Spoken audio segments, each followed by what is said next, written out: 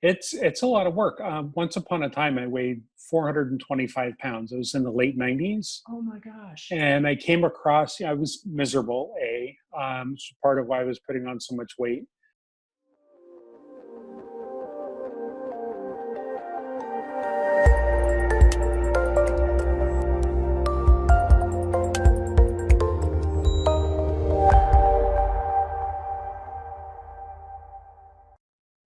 Well, I am just so excited today. I have a master chef that has joined us who is totally plant-based, and I met him through Facebook, and his name is Thubten. He's got a very unique story. He's got some incredible successes. So Thubten, great to have you here. Thank you so much for having me. I'm excited. I'd love to start with how did you get started on the whole plant-based journey? Well, about 4 years ago, I had applied for life insurance and was declined because I had high blood pressure.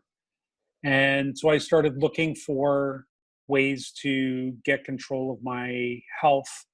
I went to a naturopath and started on the 4 hour, uh, 4 hour, 4 hour body by Tim Ferriss. Okay, And yes. that's a ketogenic diet. And so I had started on that. I was on that for 3 or 4 months. And I just didn't, even though I was getting some numbers, my body just did not feel good. And it was about that same time that I came upon Craig McDougall, who's an Mhm. MD local organization here called Zoom Care, and went through his program and called Prime, which is all about plant-based eating, movement. It's a complete lifestyle education at the doctor's office, which I thought was just amazing. And so I had unlimited, no copay visits with Craig once every 2 weeks, once a month, whatever I needed. And most of our time was spent with a whiteboard and basically just helping me understand the principles of plant-based eating and how to do it without a diet mentality, which is something I'd been trained in from childhood was diets. Been there, Um, done that. Yes. yeah, yeah, and so that's how I found plant-based um, eating as distinct from vegan, as distinct from a lot of other things. It was just about the food, and I had previously, maybe 15 years ago, I'd been a raw vegan for a while, and I've been looking at my diet for some time. But this is sustainable for me, and I'm now probably 99% plant-based in my eating, and it's been a real revolution for my health. Absolutely. So what's that 1% that you're not plant-based? I'm kind of Well, curious. being a chef, to replicate flavors, I need to Ah, taste the flavor, right? And so I just give myself that little bit of latitude. It probably won't be more than a meal. It'll probably be just a few bites right. of something, and then I can go to town in my own kitchen, replicating those flavors and textures for people.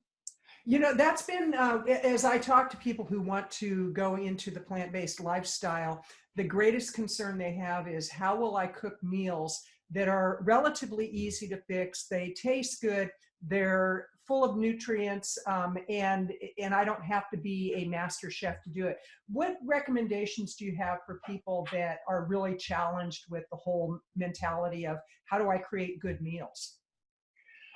For me, batch cooking came into it when I started down this plant-based path. I decided that I was going to go all in, and I got myself an instant pot, and I can make 4 pounds of potatoes in there. I can do a few pounds of rice. I can do lentils. I make veggie stock all the time out of the veggie scraps from everything else that I'm cooking. So Nice. it's something that it's not hours and hours. I basically just set it and forget it. The alarm goes off. I come back and I take the next step. And so our refrigerator is full of pre pre-cooked stuff that we've done at home, ready to assemble meals that might take a little bit of heating. Mhm. And so it takes the time out of meal prep every single day, um, and allows you to have control over your flavors and your salt and whatever your spices, things that you put in there. Awesome, awesome. Because that's the number one question I get. I've surveyed. I have a Facebook group, as you know, and we're building every day. Started about 2 months ago, and we're up to almost 500 members now. And my goal Wow. is to get several thousand. But when I ask people, what is it you want to know? Oftentimes it's, how do I cook easy meals? So the other thing that people always have a concern about, or they're interested in, is weight loss. How much weight have you dropped since going plant-based? Since I met Craig and started on this plan, over 50 pounds. Wow. And And I've seen before pictures, and I have to say, you look a lot better now. thank Absolutely. you. It's a lot of work.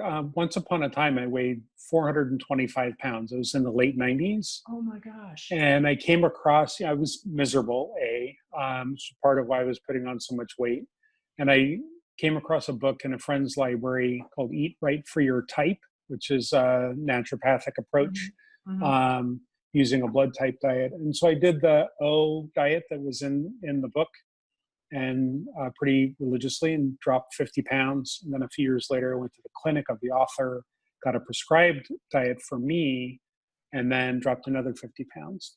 And then I spent the next 15 years taking off and putting back on that weight, and staying a little bit above 300 pounds. And so when I started on this program with Dr. McDougall, I was 340 something. Wow. And so I'm below 300 for the first time, just in January of this year, the first That's time in incredible. Well, 20, and what's 25, 30 nice, years. what I've noticed with the plant-based eating is it's really not a diet. It's like I just got on the scale before we got on this call, and I've actually dropped 37 pounds. And my highest weight, I was 212 pounds. And when I started this time, and I've tried every diet known to man, but and woman, but when I started this time, I was close to 190, and I'm down to 152 right now. So it's Awesome. pretty incredible. And I'm not dieting, which is really great. And this is what I really want to encourage people to look at: is you don't have to diet. You just have to eat the right foods, nutrient dense, and the weight will melt off. So you're based out of Portland? Portland, Oregon. Yeah, I All am. right. Okay. We're almost neighbors. I'm down outside of Eugene, Oregon. And Okay.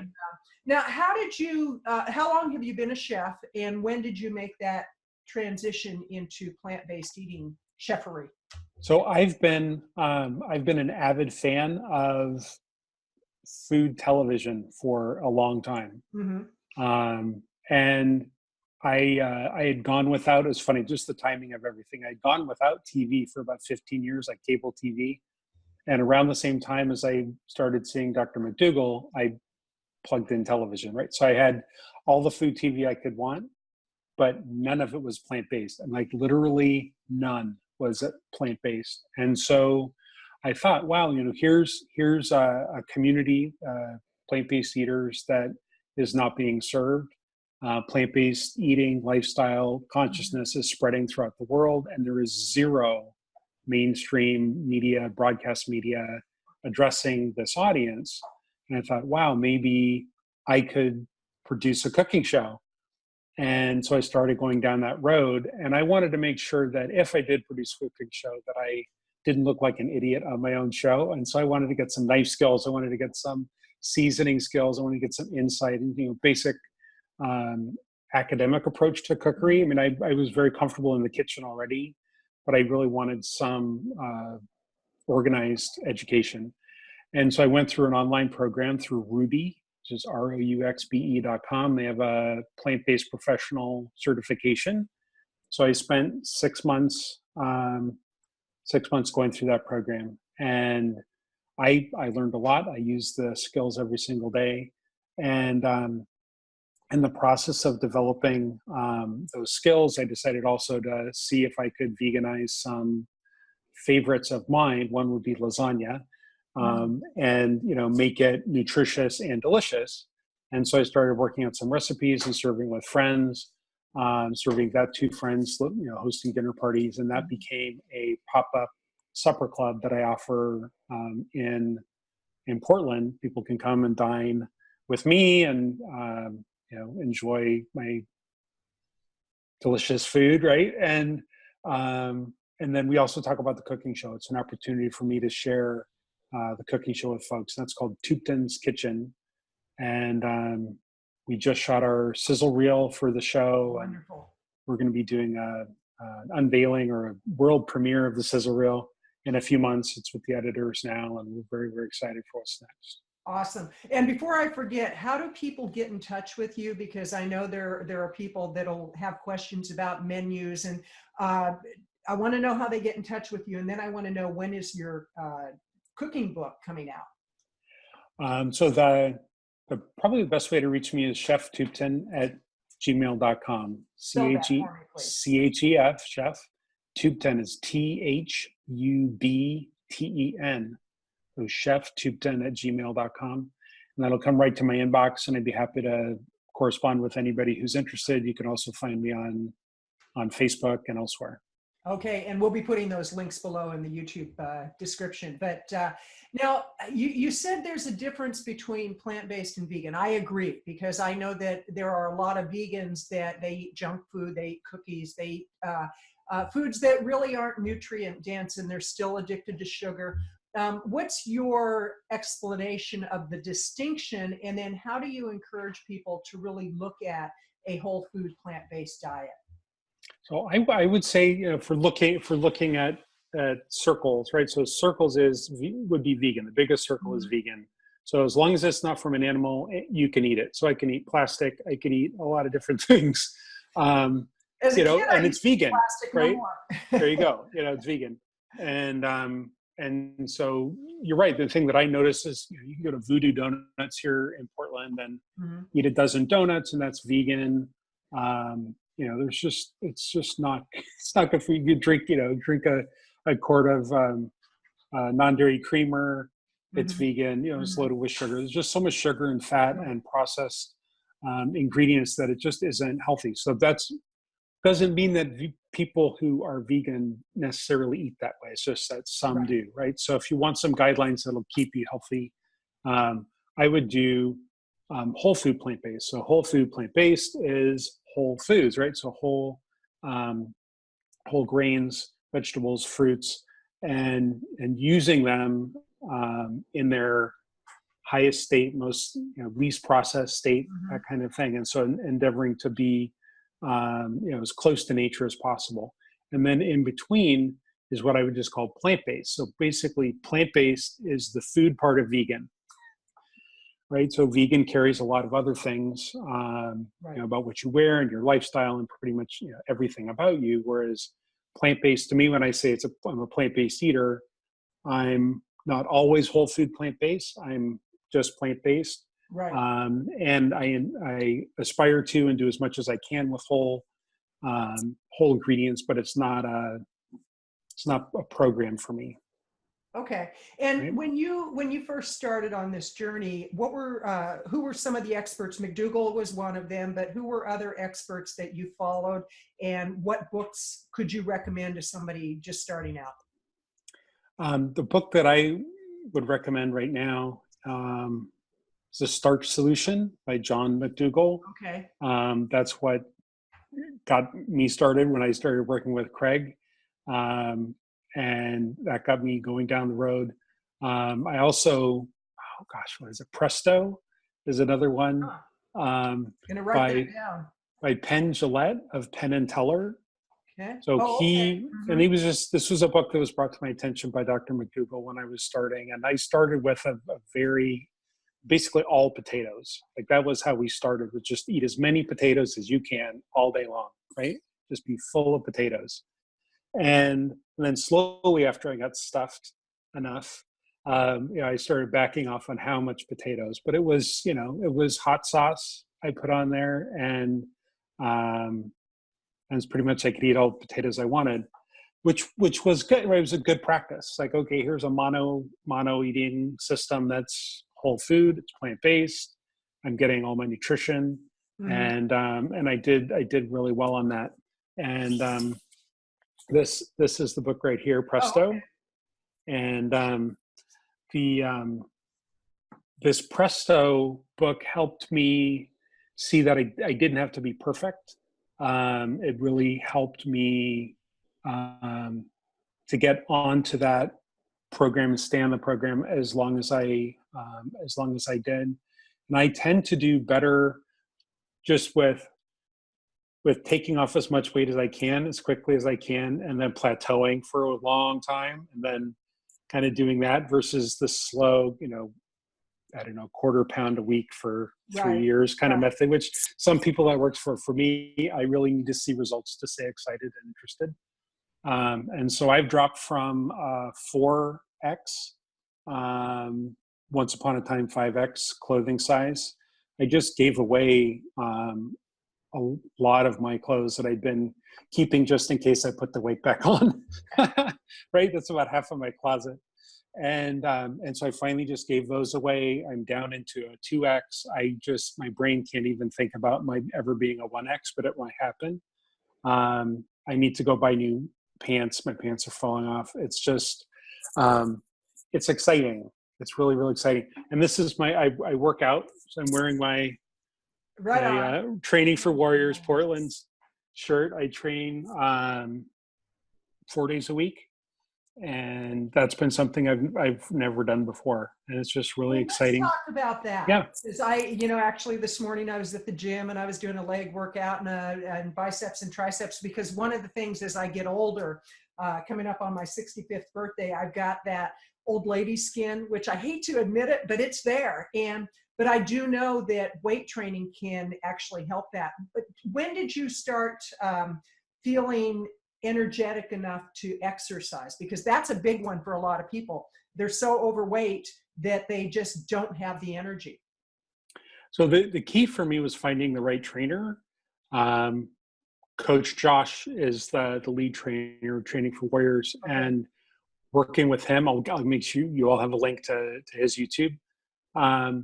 So working with Josh, he developed a specialized program just for me. So knowing, we went through an assessment, he knew exactly what my capabilities were and what my goals were.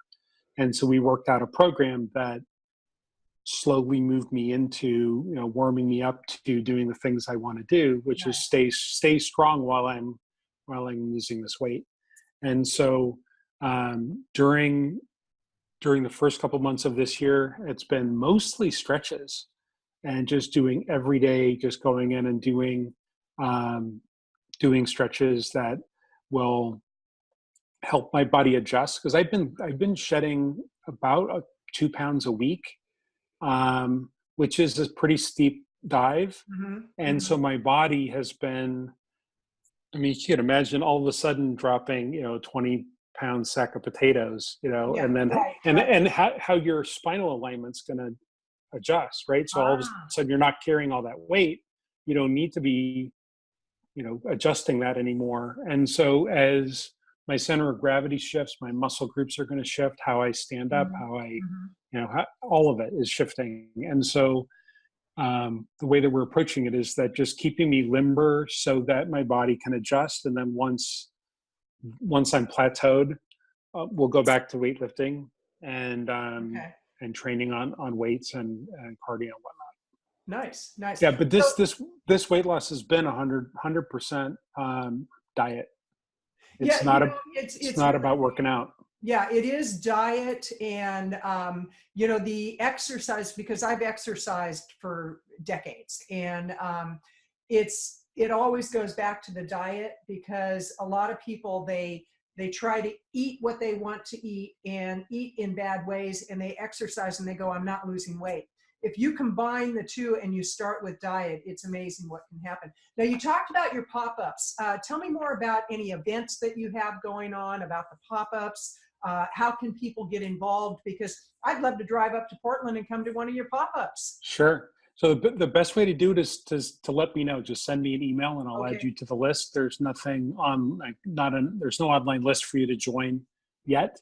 But just have everybody shoot me an email.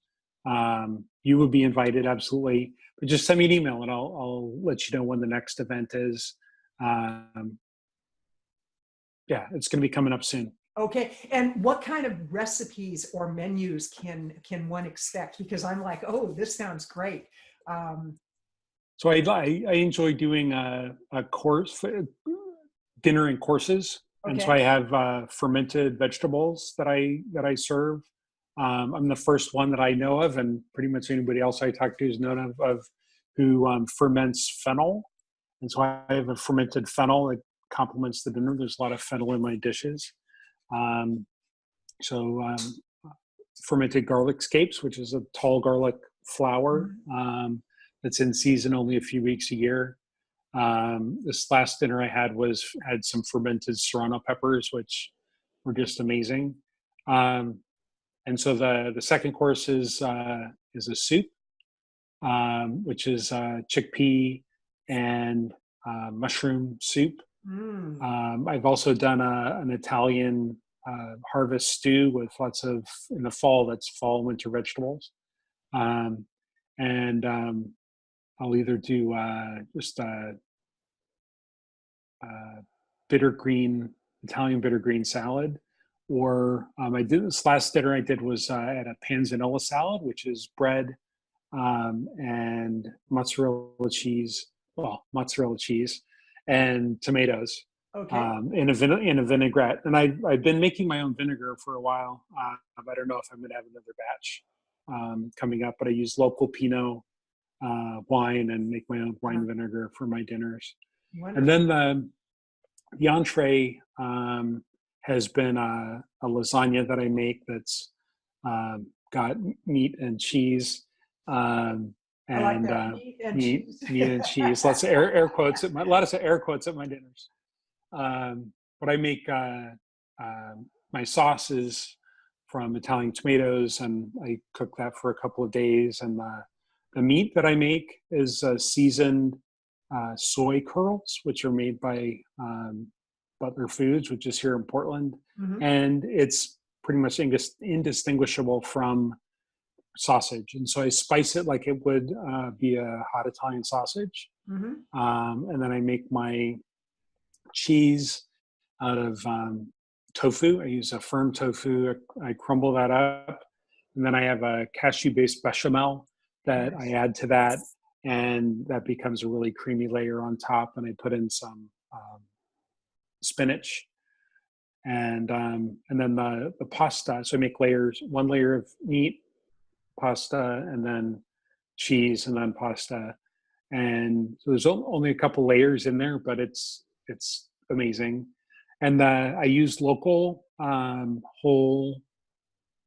ground whole wheat from Tabor Bread, which is a bakery nearby, and they use Mhm. only local organic, awesome, awesome wheat. And so that's what goes into the pasta, and I make that. Wow. And instead of using eggs, I use aquafaba, which is the water that comes off of a can of garbanzo beans.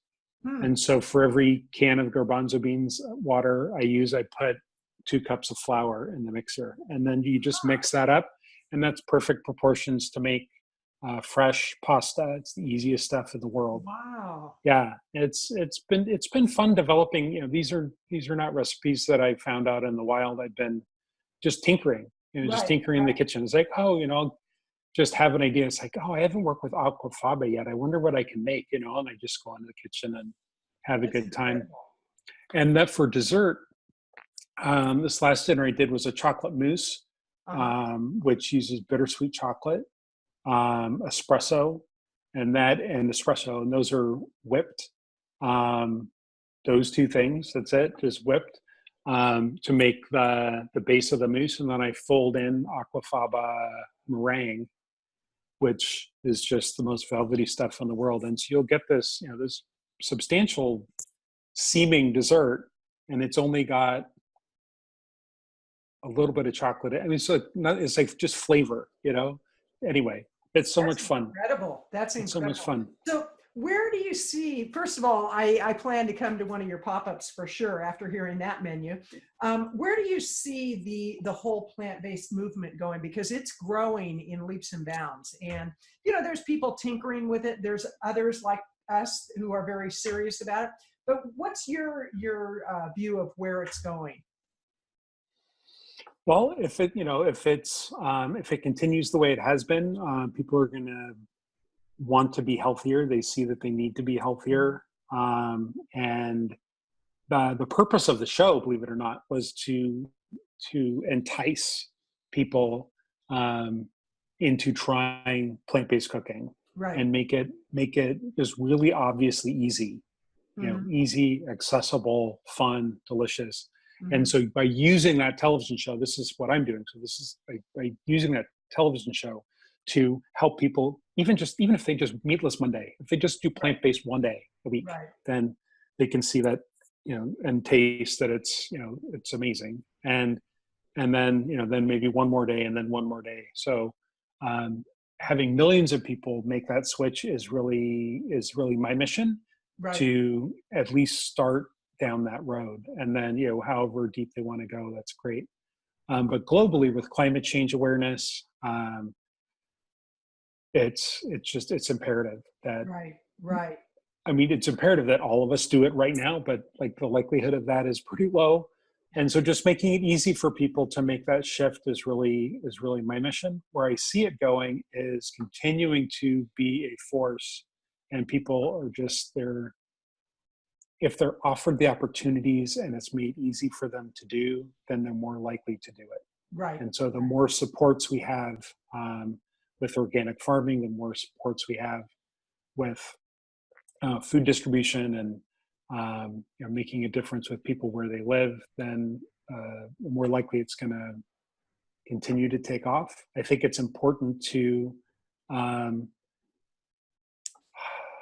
to keep that hard separation between the food and the not food part of vegan. Right. Um, Right. and people can make that switch. For me, it's definitely also about compassion for animals, and Glad to hear that. um, you Glad know to hear that. ending factory farming, and Right. that kind of stuff. That's not where I started, and it's still about that. But my personal mission with the show is to have those impacts indirectly, so people just get, like they're with, like I was with TV, right? So it's all about bacon, it's all about sugar, it's all about, Right. like that's Right. that's what most of food TV is about, is about bacon and sugar. Yes. um but if we can make plant-based cooking enticing like that, then more people are going to do it. And I agree with everything you said, and I really appreciate that you added in the compassion to animals, because my wife and I, we actually do animal rescue, and we have a lot of rescues: horses, chickens, dogs, a cat, and the whole compassion to animals is very important to me.